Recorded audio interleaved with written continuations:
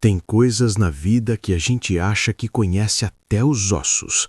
O rosto da pessoa que dormiu ao nosso lado por décadas, os segredos que ela carregava, as escolhas que definiam quem ela era.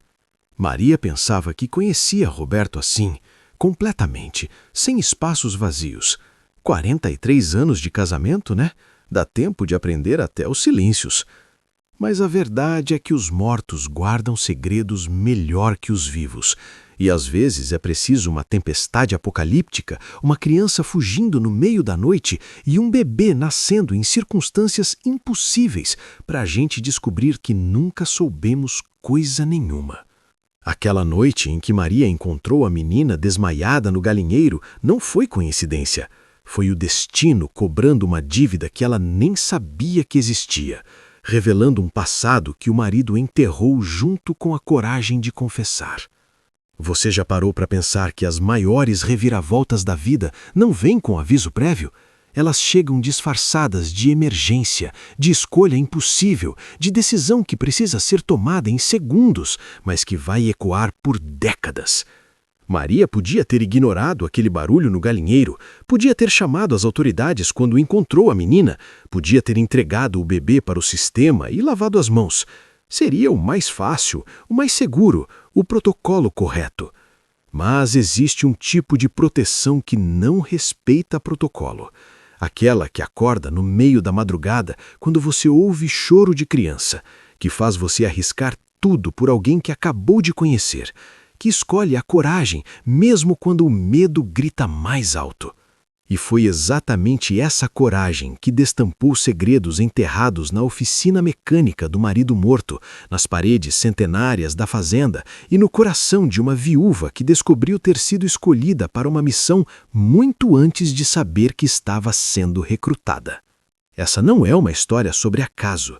É sobre como alguns lugares carregam vocação antiga de proteger, sobre como algumas pessoas nascem guardiãs sem perceber e sobre como os segredos dos mortos só descansam quando finalmente encontram quem possa carregá-los para a luz.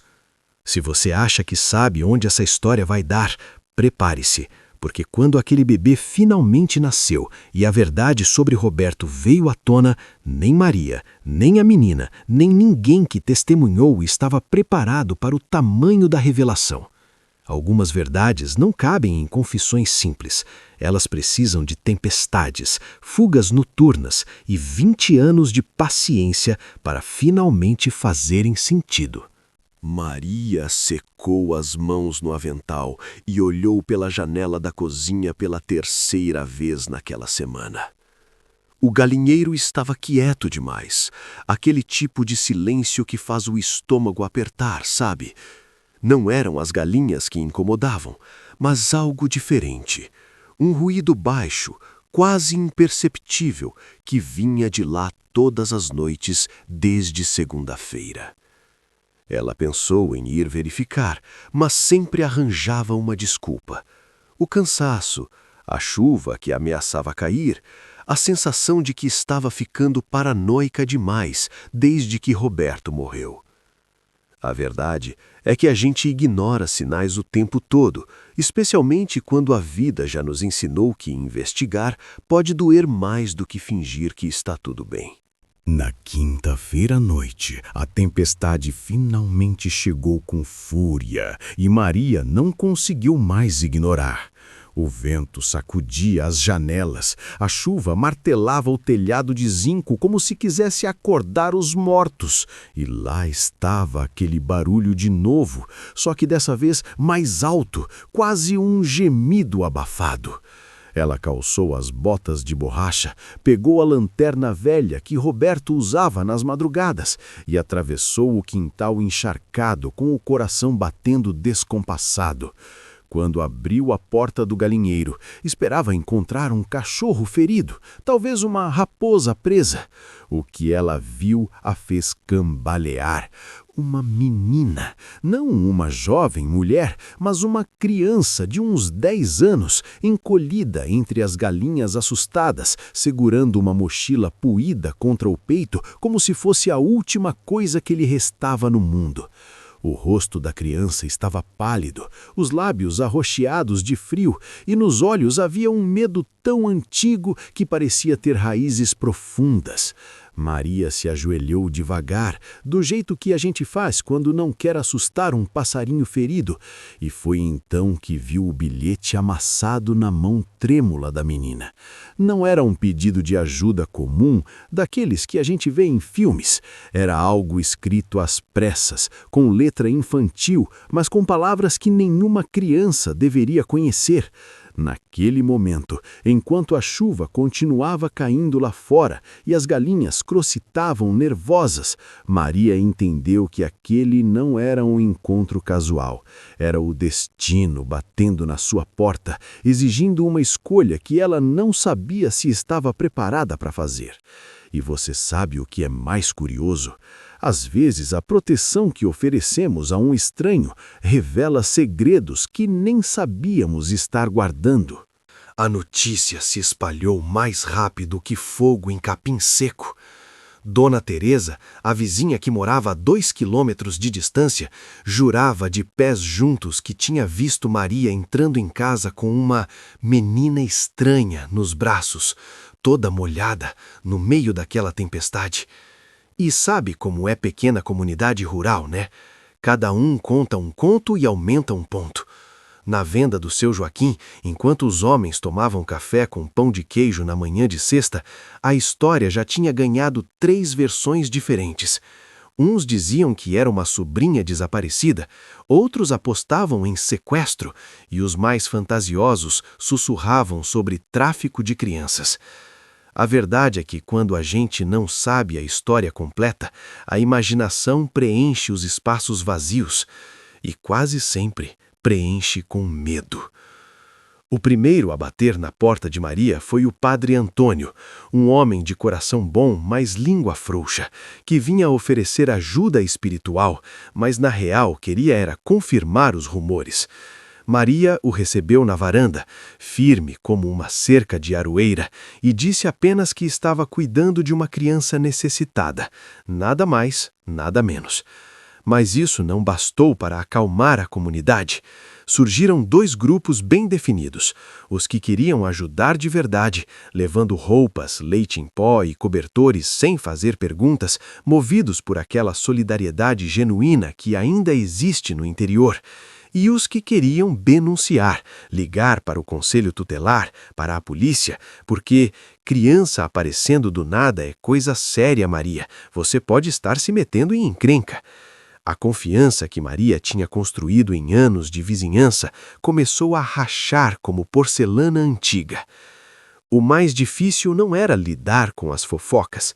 Essas Maria já conhecia bem desde que enviuvou e as línguas começaram a especular sobre sua vida.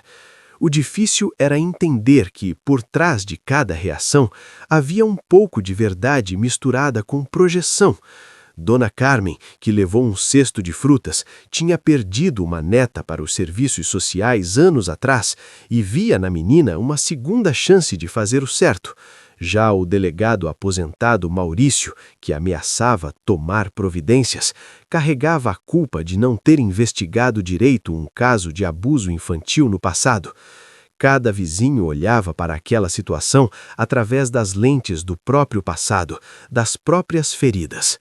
E enquanto a comunidade se dividia entre ajudar e denunciar, Maria sabia que o tempo estava correndo e que logo precisaria tomar uma decisão que mudaria não só o destino da menina, mas revelaria segredos que ela mesma ainda não tinha coragem de encarar.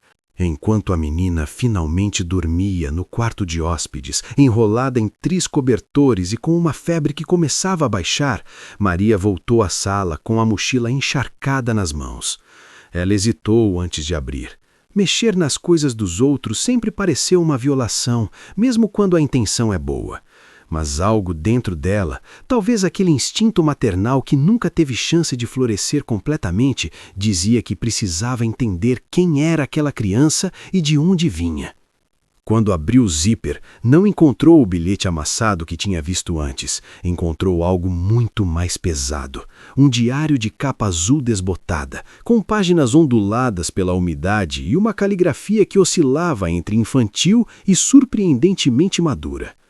A verdade, Maria percebeu naquele instante, raramente cabe em bilhetes simples. Ela se espalha em páginas e páginas de confissões que a gente não consegue dizer em voz alta. As primeiras páginas eram inocentes, desenhos de flores, listas de desejos bobos como comer sorvete de chocolate todo dia e ter um cachorro chamado Bolt. Mas conforme Maria virava as folhas, a inocência dava lugar a relatos que faziam o estômago revirar. A menina escrevia sobre tio Carlos, que vinha nos finais de semana, sobre mamãe que fingia não ver, sobre noites em que fingia dormir, mas ficava acordada, planejando a fuga. Havia nomes, endereços, datas, um mapa completo de uma tragédia doméstica que vinha se desenrolando há pelo menos 2 anos. Maria sentiu as mãos tremerem. Ela conhecia histórias assim, claro, todo mundo conhece, mas ler com aquela letra torta, ver os erros de português misturados com dor tão adulta, era diferente. Era real, era urgente. E pior, em uma das últimas páginas, rabiscado às pressas, havia um nome que fez o coração de Maria parar. Roberto Fernandes, seguido de um endereço que ela conhecia muito bem, a velha oficina mecânica que o marido tinha vendido 5 anos antes de morrer.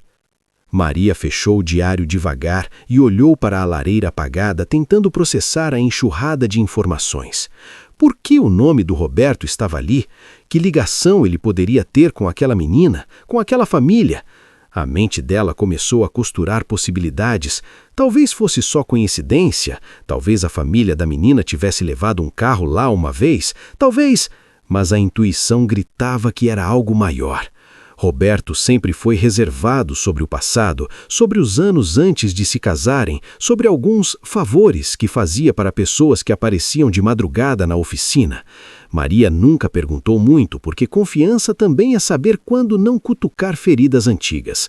Mas agora, com aquele diário nas mãos e uma criança traumatizada dormindo no quarto ao lado, a viúva percebeu que alguns segredos não morrem com as pessoas. Eles ficam enterrados, esperando o momento certo para germinar. E algo lhe dizia que aquela menina não tinha aparecido no galinheiro por acaso. O destino tem uma forma peculiar de cobrar dívidas que a gente nem sabia que tinha. Pedro chegou sem avisar, como sempre fazia desde que se mudou para a capital 10 anos atrás. O carro importado levantou poeira na estrada de terra, e quando ele desceu com aquele terno que custava mais que 3 meses de aposentadoria de Maria, a distância entre mãe e filho parecia maior que os 300 quilômetros que separavam a fazenda da cidade grande. Ele vinha resolver uns papéis da herança, ou pelo menos era essa a desculpa oficial. A verdade é que Pedro só aparecia quando precisava de algo ou quando a culpa apertava demais. Maria o recebeu com um abraço apertado, mas seu corpo estava tenso, dividido entre a alegria de ver o filho e o medo do que ele ia descobrir. E não demorou nem meia hora. Pedro foi até a cozinha pegar água e foi quando ouviu passos leves no corredor e viu a menina, pequena, assustada, com olhos que pareciam velhos demais para aquele rosto. A explosão foi imediata. "Que diabos está acontecendo aqui, mãe?" Pedro praticamente gritou, enquanto a menina corria de volta para o quarto e trancava a porta. Maria tentou explicar, mas as palavras saíam truncadas, misturadas com justificativas que ela mesma não sabia se acreditava. Pedro não queria ouvir. Ele já tinha o celular na mão, já estava discando para a polícia, falando sobre situação irregular, risco legal, responsabilidade civil. Para ele, tudo era protocolo, lei, consequência. Aquela linguagem fria de quem vive em escritórios com ar-condicionado e esqueceu como é olhar nos olhos de alguém que precisa de proteção, não de burocracia. Maria se plantou na frente dele, algo que não fazia desde que Pedro era adolescente, e disse com uma voz que ele não reconheceu: "Você vai desligar esse telefone agora, ou vai ter que me passar por cima primeiro." A escolha entre fazer o que é certo no papel e o que é certo no coração nunca é fácil, principalmente quando as duas coisas parecem se contradizer. A discussão se estendeu pela tarde inteira. Pedro argumentava com lógica implacável. Mãe, você não sabe quem é essa menina, de onde veio, que tipo de problema pode trazer? E se os pais dela estiverem procurando? E se você for acusada de sequestro? Você tem 72 anos, não pode se meter nisso. Maria ouvia, mas também rebatia, trazendo argumentos que vinham mais do estômago que da cabeça. E se ninguém mais ajudar, Pedro? E se eu entregar ela para o sistema e for parar justamente nas mãos de quem ela está fugindo? O que nenhum dos dois dizia em voz alta, mas pairava na sala como fumaça pesada, era o passado. Pedro tinha sido uma criança que nunca precisou fugir, que teve proteção, estudo, oportunidades, e talvez por isso não conseguisse entender a urgência daquela situação. Já Maria carregava memórias que o filho desconhecia, segredos sobre o próprio Roberto que ela jurou nunca contar. E enquanto mãe e filho mediam forças, cada um firme na sua verdade, a menina escutava tudo do outro lado da porta e escrevia mais uma página no diário. Dessa vez, sobre duas pessoas discutindo seu destino como se ela fosse um problema a ser resolvido, não uma criança a ser salva. 3 dias depois da briga com Pedro, que tinha voltado para a capital resmungando ameaças jurídicas, mas sem ter ligado para a polícia, Maria ouviu o ronco de um motor diferente subindo a estrada. Não era o caminhão do leiteiro, nem a Kombi do padeiro que passava às terças. Era um carro silencioso, daqueles que a gente vê em revista, que parecia deslocado naquela paisagem de vacas e cerca de arame farpado. Quando a mulher desceu, Maria sentiu o estômago apertar. Ela era elegante de um jeito que assustava, cabelo preso em coque perfeito, roupa cara, mas discreta, óculos escuros mesmo com o sol fraco da tarde. Tinha uns 60 anos, talvez, e cada movimento era calculado, como se estivesse pisando num palco onde cada gesto importava. «Boa tarde», ela disse com um sorriso que não chegava aos olhos. «Estou procurando minha neta. Acredito que ela esteja aqui».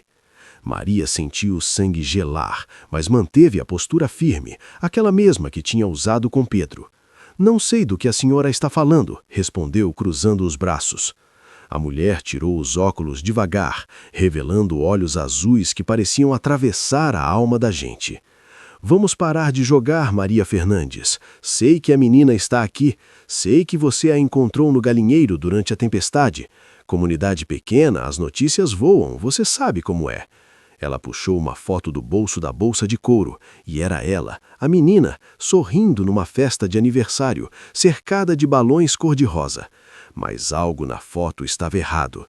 O sorriso não alcançava os olhos da criança, e no canto da imagem, desfocado, havia um homem de costas que fazia Maria se lembrar de algo, alguém. A verdade é que nem toda família que procura é uma família que protege. Às vezes, são justamente as pessoas que deveriam cuidar que causam a ferida mais funda. A conversa virou um jogo de xadrez psicológico. Helena se apresentou como avó materna da menina e contou uma história bem ensaiada. A neta tinha problemas emocionais, havia fugido de uma clínica de tratamento. A família estava desesperada. Ela até chorou. Lágrimas controladas, perfeitas, que escorriam devagar sem borrar a maquiagem. Maria ouvia, mas também observava.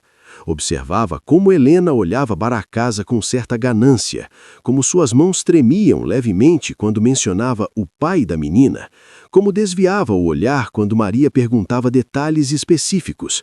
E então veio a oferta. R$10.000, em dinheiro vivo, para Maria esquecer que a menina esteve aqui e deixar Helena levá-la de volta. Foi nesse momento que Maria teve certeza absoluta. Aquela mulher não era salvadora, era parte do problema. A coragem às vezes se manifesta em dizer não quando o mundo inteiro espera que você diga sim, principalmente quando esse não pode custar caro. Maria olhou fundo nos olhos de Helena e disse: «Acho melhor a senhora ir embora agora, antes que eu ligue para o delegado e conte sobre essa tentativa de suborno». O sorriso de Helena desapareceu, substituído por algo frio e ameaçador, e enquanto o carro caro sumia na poeira da estrada, Maria sabia que aquilo estava longe de terminar. Maria não contou para ninguém, nem mesmo para Pedro, mas ela tinha um passado que assombrava suas noites há mais de 20 anos. Antes de se casar com Roberto, antes de virar a viúva da fazenda, ela era conhecida em 3 municípios como a melhor parteira da região, aquela que tinha mãos abençoadas, que nunca tinha perdido uma mãe ou criança, que conseguia trazer vida ao mundo mesmo nas situações mais complicadas. Foram 17 anos fazendo partos em casas humildes, em madrugadas de tempestade, em quartos sem luz elétrica, onde a única ferramenta era a experiência e a fé. Maria tinha um dom, diziam as comadres, aquele tipo de conhecimento que não se aprende em livro, mas que passa de geração em geração, misturado com reza, intuição e coragem. Mas todo dom tem seu preço.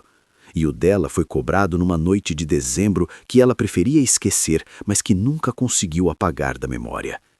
Era 1998, véspera de Natal, quando chamaram Maria para um parto difícil numa fazenda isolada. A jovem tinha apenas 15 anos, estava sozinha, a família tinha expulsado ela de casa quando a gravidez apareceu e o bebê estava atravessado. Maria trabalhou por 6 horas seguidas, usando todo o conhecimento que tinha, todas as técnicas que aprendeu com a avó parteira, todas as orações que sabia. Mas não foi suficiente. A menina sangrou demais, rápido demais. E quando o bebê finalmente nasceu, um menino pequeno, mas saudável, chorando forte, a mãe já tinha partido. Maria segurou aquele recém-nascido ensanguentado nos braços, olhou para o rosto sem vida da adolescente na cama e algo dentro dela quebrou de um jeito que nunca mais se consertou. Ela jurou naquela noite, ajoelhada no chão daquela casa vazia, que nunca mais tocaria numa barriga de grávida, que nunca mais colocaria as mãos num parto. A proteção que ela sempre ofereceu se transformou em medo, e o dom virou peso. Roberto foi o único que entendeu, que segurou Maria quando os pesadelos vinham, que nunca a pressionou a voltar quando as vizinhas pediam ajuda em partos. Ele construiu uma parede de silêncio em volta daquele trauma, e Maria viveu 23 anos evitando grávidas, desviando de conversas sobre nascimentos, fingindo que aquela parte dela tinha morrido junto com a menina naquela véspera de Natal. Mas agora, olhando para a criança do galinheiro que crescia em confiança a cada dia na fazenda, Maria sentia algo acordando dentro dela. Não o dom de parteira, mas algo maior, mais urgente. Era como se o destino estivesse preparando um teste que ela não podia recusar. E quando a menina finalmente se abriu e confessou numa tarde chuvosa que não estava sozinha naquela mochila por acaso, que havia fugido porque estava protegendo algo muito maior que ela mesma, Maria sentiu o passado e o presente colidirem. Alguns segredos a gente enterra tão fundo que esquece onde cavou, até que a vida nos obriga a desenterrar, limpar a terra e encarar de novo aquilo que mais nos assusta. Se aquelas paredes centenárias pudessem falar, contariam histórias que fariam qualquer romance parecer pequeno. A fazenda tinha sido construída em 1897 por um imigrante português que vinha fugindo de dívidas e chegou aqui com nada além de coragem e uma promessa de recomeço. Desde então, aquela terra vermelha testemunhou 6 gerações de vidas que se cruzavam, se despedaçavam e se reconstruíam. O curral onde Maria encontrou a menina já tinha abrigado uma escrava fugitiva em 1883, uma jovem judia escapando da guerra em 1943 e uma adolescente grávida expulsa de casa nos anos 70. Era como se aquele lugar tivesse uma vocação antiga, um chamado silencioso que atraía mulheres sem destino, sem escolha, sem esperança. E oferecia a elas não respostas prontas, mas tempo e espaço para respirar. A fazenda não julgava, ela apenas recebia, testemunhava e guardava segredos embaixo das tábuas do assoalho rangente. O poço, atrás da casa, aquele de pedra musgosa que ninguém mais usava desde que instalaram o encanamento, conhecia confissões sussurradas por mulheres desesperadas que vinham ali de madrugada buscar coragem na água fria. A figueira no quintal, com seus galhos retorcidos, que pareciam abraçar o céu, tinha visto lágrimas caírem em sua sombra mais vezes do que flores desabrocharem na primavera. Até mesmo a cerca de madeira na divisa leste, sempre precisando de conserto, carregava marcas de mãos que se agarraram a ela em despedidas dolorosas, mulheres que chegavam quebradas e partiam inteiras, deixando para trás apenas o eco de gratidão no vento que varria os pastos. A verdade é que alguns lugares absorvem a energia das histórias que abrigam, e aquela fazenda tinha se tornado um santuário não oficial para almas perdidas que precisavam, mais do que qualquer outra, serem vistas sem serem julgadas. Maria não sabia de todas essas histórias. Algumas tinham acontecido antes dela nascer. Outras foram deliberadamente apagadas por gerações que preferiam esquecer. Mas ela sentia quando caminhava descalça pela casa à noite e ouvia o assoalho contar sussurros de passos antigos. Sentia quando o cheiro de alfazema invadia a sala sem explicação, como se as mulheres do passado estivessem dizendo: "Você não está sozinha nisso." Roberto costumava rir dessas percepções dela, dizendo que era a imaginação de viúva solitária, mas mesmo ele admitia que a fazenda tinha algo diferente, uma espécie de proteção invisível que mantinha a violência do mundo lá fora, na estrada de terra. E agora, com a menina dormindo no quarto que já tinha sido refúgio de tantas outras, Maria finalmente entendia o padrão. Ela não tinha escolhido aquele lugar por acaso quando se casou. A fazenda a tinha escolhido, assim como tinha escolhido todas as guardiãs antes dela. E o destino, com sua ironia cruel, mas necessária, estava prestes a revelar que a conexão entre aquelas paredes e a família de Maria era muito mais sombria do que ela jamais imaginou. A narrativa agora se divide e a gente precisa conhecer o outro lado dessa história, porque a verdade nunca tem um lado só, por mais que a gente queira acreditar nisso. Enquanto Maria protegia a menina na fazenda, a 200 quilômetros dali, um homem chamado Marcos dirigia pelas estradas vicinais com uma foto colada no painel do carro e os olhos vermelhos de quem não dormia há 3 dias. Ele não era o vilão que Maria imaginava quando lia o diário da menina. Na verdade, ele era professor de história numa escola pública, tinha 42 anos, dirigia um Fiat velho e carregava um peso no peito que dobrava seus ombros para frente. Marcos estava procurando a sobrinha, a filha única do irmão mais novo dele, aquele que tinha se casado com a mulher errada, na hora errada e construído uma família sobre mentiras e silêncios. A motivação dele não era a violência. Era redenção. 3 meses antes de a menina fugir, Marcos tinha finalmente juntado coragem para fazer o que deveria ter feito anos atrás: denunciar o próprio irmão. Ele tinha provas, mensagens, áudios, até um vídeo tremido que a menina tinha conseguido gravar escondida. Foi ao Conselho Tutelar, à Delegacia da Mulher, ao Ministério Público. Mas sabe como é, né? O sistema é lento, burocrático, cheio de falhas. O irmão de Marcos era policial civil, tinha conexões, sabia exatamente como atrasar processos e manipular narrativas. E enquanto a justiça engatinhava empapelada, a situação em casa piorava. A cunhada de Marcos, que já era frágil emocionalmente, teve uma crise e foi internada. A sogra, aquela Helena elegante que tinha aparecido na fazenda de Maria, assumiu a guarda temporária da menina. E foi aí que tudo desandou de vez. Porque Helena não era vítima inocente nessa história. Ela era cúmplice silenciosa, a matriarca que sempre soube, mas escolheu proteger o filho em vez da neta. Marcos tinha falhado. Ele sabia disso, carregava essa culpa como pedra no estômago. Deveria ter agido antes, deveria ter tirado a menina daquela casa quando os primeiros sinais apareceram, deveria ter sido mais corajoso.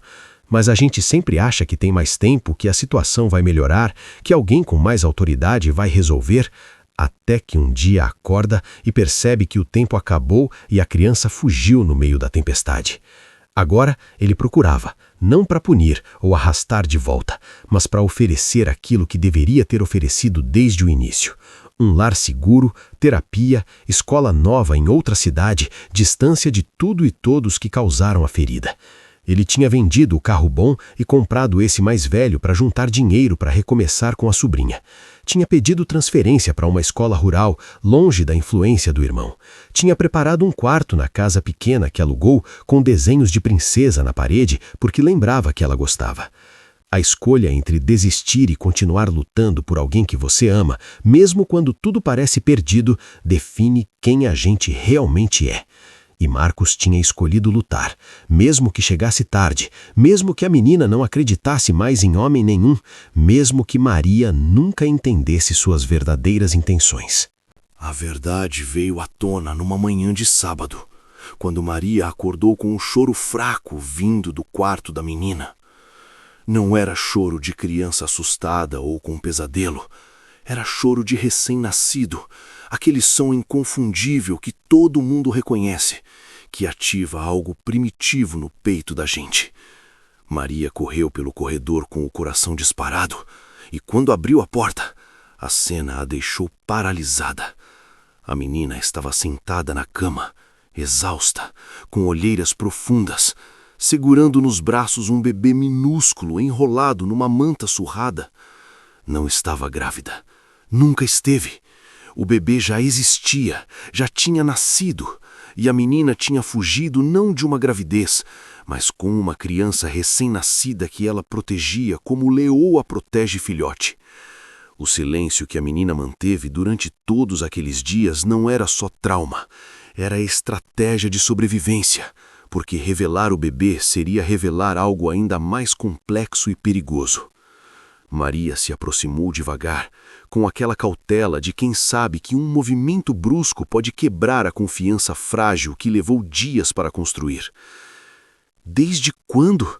ela começou, mas a voz falhou. A menina olhou para baixo, acariciando a cabecinha do bebê com dedos trêmulos.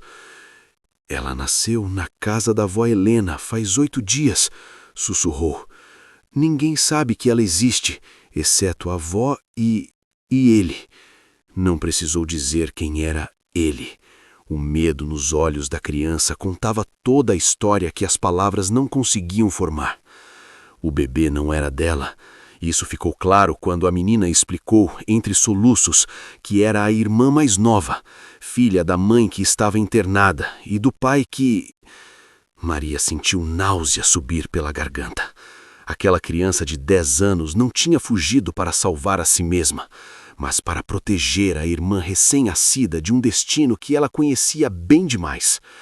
A coragem, às vezes, vem embrulhada em gestos tão pequenos que parecem impossíveis, como uma criança cruzando quilômetros no escuro com um bebê nos braços, procurando um lugar que ela nem sabia se existia. Foi nesse momento que o passado de Maria como parteira deixou de ser fardo e virou ferramenta. Ela examinou o bebê com mãos que lembravam exatamente o que fazer, mesmo depois de 23 anos sem tocar numa criança recém-nascida.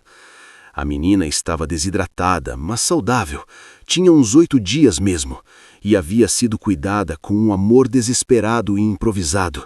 Leite que a menina roubava da geladeira da avó, fraldas feitas de camisetas velhas, aquecimento na própria temperatura corporal durante as noites frias da fuga. «Como você conseguiu?» Maria começou, mas parou. Sabia como. Sabia porque já tinha visto outras mulheres, meninas na verdade, fazerem o impossível quando a proteção de alguém amado estava em jogo.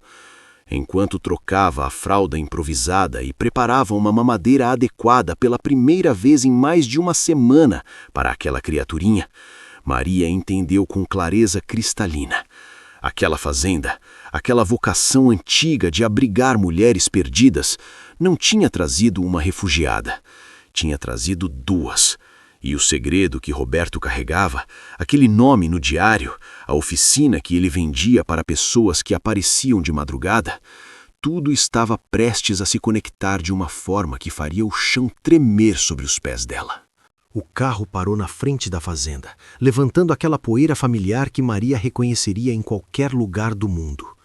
Ela estava sentada na varanda, mais velha agora, com 92 anos nas costas, mas com os olhos ainda afiados, observando a mulher jovem que descia do veículo. Cabelo castanho preso em rabo de cavalo, jeans desbotado, um sorriso nervoso que escondia 20 anos de saudade e gratidão. "Dona Maria!" A voz tremeu. "Sou eu, Sofia!" Maria se levantou devagar, apoiada na bengala, e abriu os braços.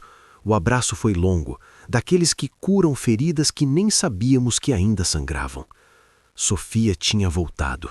A menina do galinheiro, agora uma mulher de 30 anos, professora de literatura, casada, com uma vida que parecia impossível naquela noite de tempestade 2 décadas atrás. Mas ela não tinha vindo sozinha. Ao lado dela, uma moça de 20 anos, bonita, tímida, com os mesmos olhos que Sofia. A irmã. O bebê que foi salvo. A verdade tinha esperado 2 décadas para ser completamente revelada, mas finalmente chegara o momento.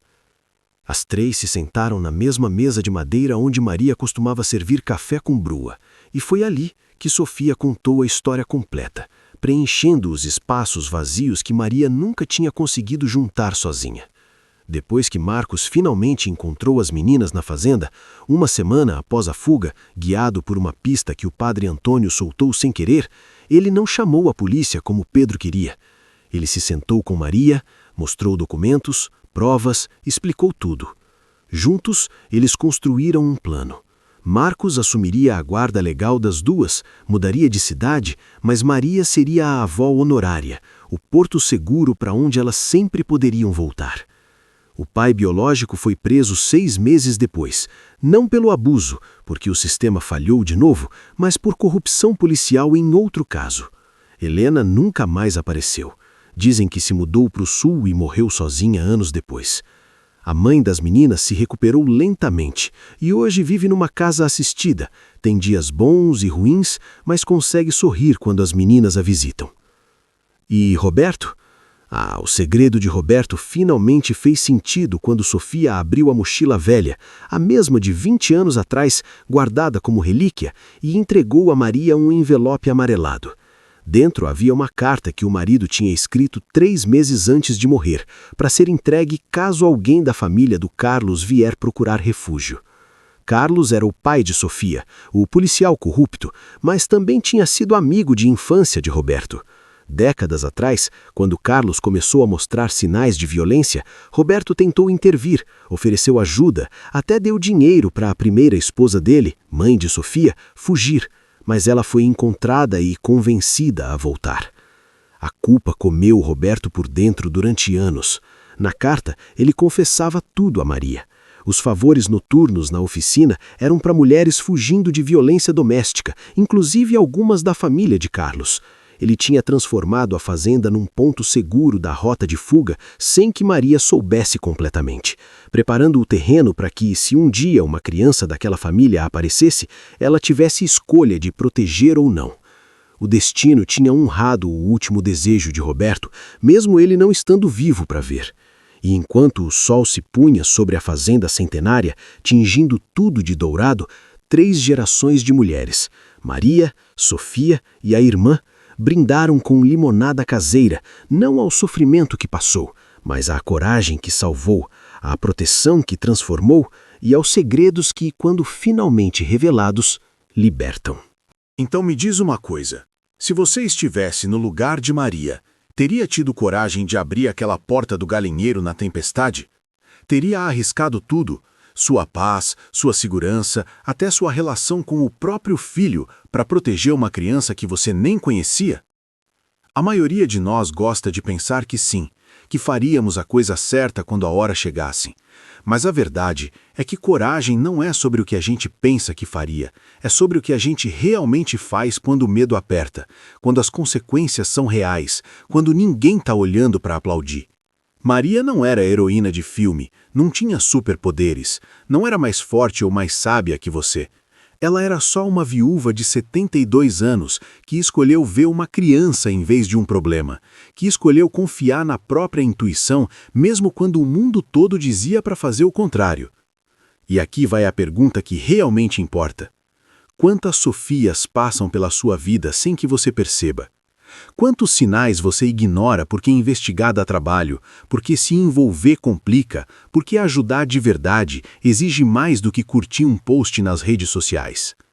A gente vive numa época em que todo mundo quer mudar o mundo, mas poucos querem mudar a própria rotina para incluir a dor do outro. Maria mudou. Ela desenterrou traumas de 20 anos, enfrentou o próprio filho, encarou a matriarca manipuladora e ressuscitou um dom que tinha jurado nunca mais usar, tudo porque uma menina de 10 anos confiou que existia bondade em algum lugar desse mundo caótico. Que legado você está construindo? Que tipo de refúgio você está oferecendo para quem precisa? Ou você é só mais um que assiste de longe, comenta, opina, mas nunca suja as mãos de verdade? Essa história que você acabou de conhecer não é ficção isolada. Ela acontece todos os dias, em todas as cidades, disfarçada de vizinhos silenciosos, de crianças quietas demais, de mulheres com olhares assustados.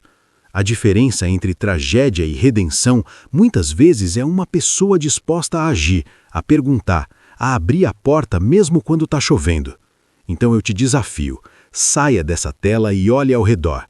Tem alguém precisando de proteção? Tem algum sinal que você está ignorando? Que escolha você vai fazer quando o destino bater na sua porta disfarçado de inconveniência? Aplique esse conhecimento, viva com os olhos abertos, seja o tipo de pessoa que faz diferença real. Não amanhã, não quando for mais conveniente, mas agora. E se essa história te tocou, te fez pensar, te acordou para algo que você estava fingindo não ver, se inscreve no canal e ativa o sininho, porque tem muito mais histórias assim por vir. Histórias que não te deixam dormir tranquilo, que cutucam sua consciência, que te fazem questionar se você está realmente vivendo ou só sobrevivendo no piloto automático. A gente precisa de mais gente disposta a ser Maria, a abrir o galinheiro na tempestade, a descobrir os segredos que precisam vir à tona. Então fica comigo nessa jornada, compartilha com quem precisa ouvir e vamos juntos aprender a viver com mais coragem, mais empatia e mais verdade. Te espero no próximo vídeo.